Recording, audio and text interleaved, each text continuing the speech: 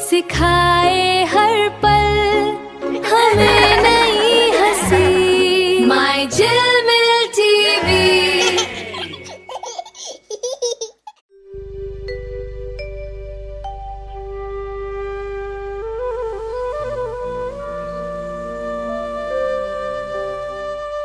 हर रोज की तरह आज भी श्याम अपनी कुदाल लेकर अपने मालिक हरिशंकर के खेत में जाकर काम करने लगता है।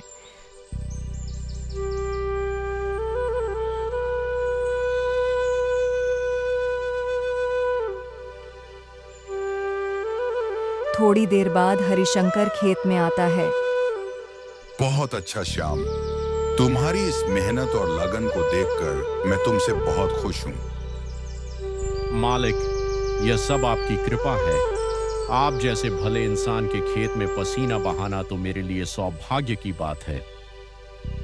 यह सिर्फ सौभाग्य नहीं श्याम, तुम अपनी इस ईमानदारी के हकदार भी तुम खुद हो। मालिक, आपने इतना कह दिया, मेरे लिए यही सबसे बड़ा इनाम है। श्याम, खेत के प्रति तुम्हारा यह लगाव देखकर तुमने मेरा दिल जीत लिया है।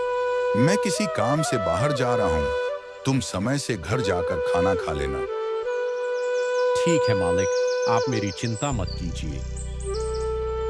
इतना कहकर हरिशंकर खेत से चला जाता है।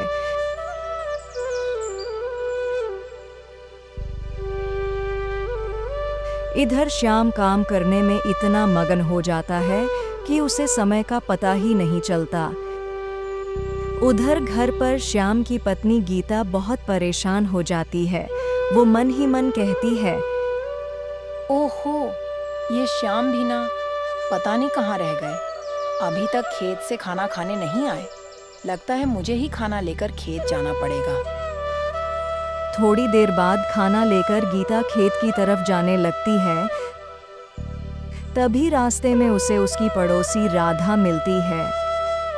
अरे गीता, ये धूप दोपहरी में खाना पानी लेकर कहाँ चल दी? आज तक तो तुम्हें कभी खेत जाते नहीं देखा।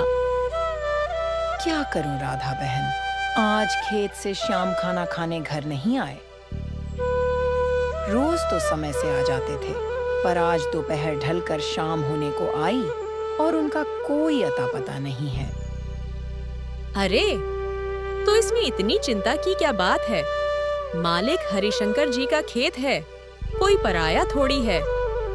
वो तो वैसे भी श्याम भैया को बहुत मानते हैं। हाँ बहन, मालिक तो बहुत भले मानस हैं, पर खाली पेट इतनी कड़कती धूप में काम करना भी तो ठीक नहीं है। अच्छा बाबा, जाओ। वैसे भी श्याम भैया की आधी भूख तो तुम्हें ही सामने देखकर मिट जाएगी। राधा से बात करके गीता खेत की तरफ निकल जाती है। श्याम गीता को देखते ही बोलता है, अरे गीता, आज तुम खेत कैसे आ गई? मैं तो खुद ही घर आ रहा था। तुम्हें रास्ते में कोई दिक्कत तो नहीं हुई ना? रास्ता तो सीधा ही था, पर धूप बहुत तेज है। आप आज काम में ऐसे खोए कि समय का ध्यान ही नहीं रहा। अब क्या बताऊं गीता, आज सुबह मालिक आए थे। वो मेरा काम देखकर इतने खुश हुए कि मेरा उत्साह और बढ़ गया। मालिक भले ही अच्छे हैं, पर आपको अपने शरीर का भी ध्यान रखना चाहिए ना। चलिए, अब ज्यादा बातें मत कीजिए और हाथ मुंह धोकर खाना खा लीजिए। हाथ मुंह धोकर श्याम बड़े चाव से गीता के हाथ का बना खाना खाता है।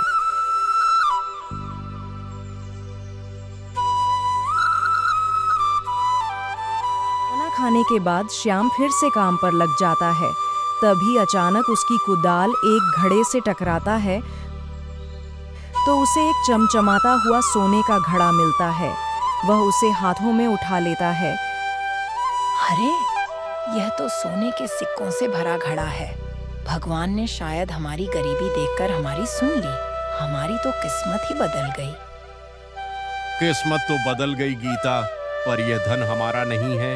ये जमीन मालिक हरिशंकर जी की है, इसलिए इस पर पहला हक उन्हीं का है। आप भी क्या बात करते हैं? खेत में खुदाई आपने की, मेहनत आपकी है, तो यह आपकी किस्मत का फल हुआ ना। इसे चुपचाप घर ले चलते हैं, किसी को क्या ही पता चलेगा। नहीं गीता, चोरी छिपे मिला धन कभी बरकत नहीं देता। ईमानदारी की सूखी रोटी इस बेईमानी के सोने से कहीं ज्यादा सुकून देती है। मैं इसे मालिक को ही सौंपूंगा। श्याम उस घड़े को लेकर मालिक हरिशंकर के पास जाता है और कहता है, मालिक, आज जब मैं आपके खेत के कोने में कुदाल चला रहा था तो यह घड़ा मिट्टी से निकला। इसमें सोने के सिक्के हैं, ये आपकी अमानत है। हरिशंकर श्याम की बात सुनता है और घड़े की ओर देखता है। इतना सारा सोना देखकर हरिशंकर के मन में लालच आ जाता है। अरे श्याम, ये तो असली सोने की अशरफियां हैं। आज के जमाने में जब लोग एक एक पाई के लिए अपना ईमान बेच देते हैं, तुम इतना बड़ा खजाना मेरे पास उठा लाए। मालिक, आपने सुबह ही तो कहा था कि आप मेरी ईमानदारी से खुश हैं। अगर आज मैं इस लालच में आ जाता तो आपके उस भरोसे का कत्ल हो जाता जो मेरे लिए सोने से भी कीमती है। धन्य हो श्याम तुम्हारी यह सोच। सचमुच तुम जैसा नेक इंसान आज के दौर में मिलना नामुमकिन है। तुमने मेरा दिल जीत लिया। यह तो मेरा फर्ज था मालिक। अब मेरी आत्मा को शांति है कि आपकी चीज आपके पास सही सलामत पहुंच गई। अब मैं वापस घर चलता हूं। श्याम के जाने के बाद हरिशंकर खजाने से भरा घड़ा लेकर अपने घर के अंदर आता है और मन ही मन सोचता है, कितना बुद्धू है यह श्याम। साफ दिल का नहीं, पूरे नंबर का मूर्ख है। खैर, अच्छा ही हुआ उसकी इस बेवकूफी की वजह से आज बिना कुछ किए ही मेरी किस्मत चमक गई।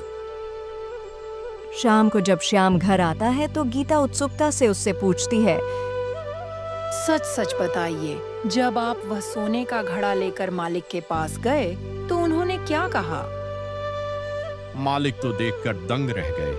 उन्होंने मेरी ईमानदारी की बहुत तारीफ की और कहा कि आज के जमाने में ऐसा नेक इंसान मिलना मुश्किल है।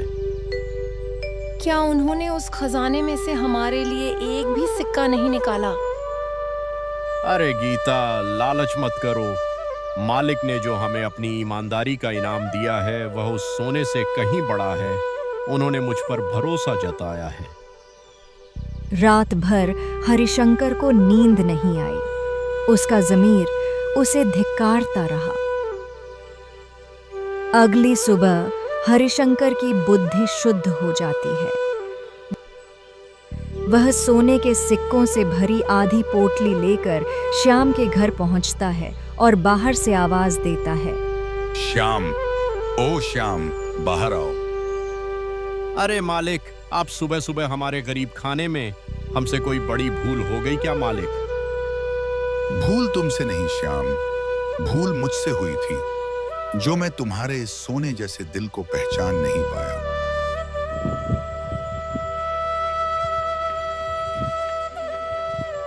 मालिक, कल तो मेरे पति यह सब आपके पास छोड़ आए थे, फिर आज ये क्या है? यह तुम्हारी ईमानदारी का पुरस्कार है गीता। कल जब श्याम चला गया तो मेरे मन में लालच आ गया था, पर पूरी रात मेरी अंतरात्मा ने मुझे सोने नहीं दिया। जो इंसान पैसे के लिए अपना ईमान बेच दे, उससे बड़ा कंगाल और बेवकूफ इस दुनिया में कोई नहीं है। श्याम, मुझे अपनी उस घटिया सोच के लिए माफ कर दो। मैं तुम्हारा गुनहगार हूं। अरे मालिक, ये क्या कर रहे हैं आप? मेरे अन्नदाता हैं। ऐसा कहकर मुझे पाप का भागी मत बनाइए। हरिशंकर हल्के मन से वापस अपने घर लौट आया।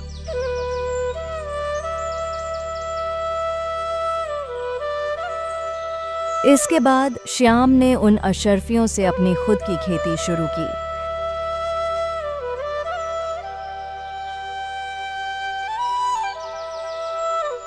अपनी कड़ी मेहनत और अटूट ईमानदारी के बल पर वह धीरे धीरे गांव का एक बेहद सम्मानित और समृद्ध व्यक्ति बन गया।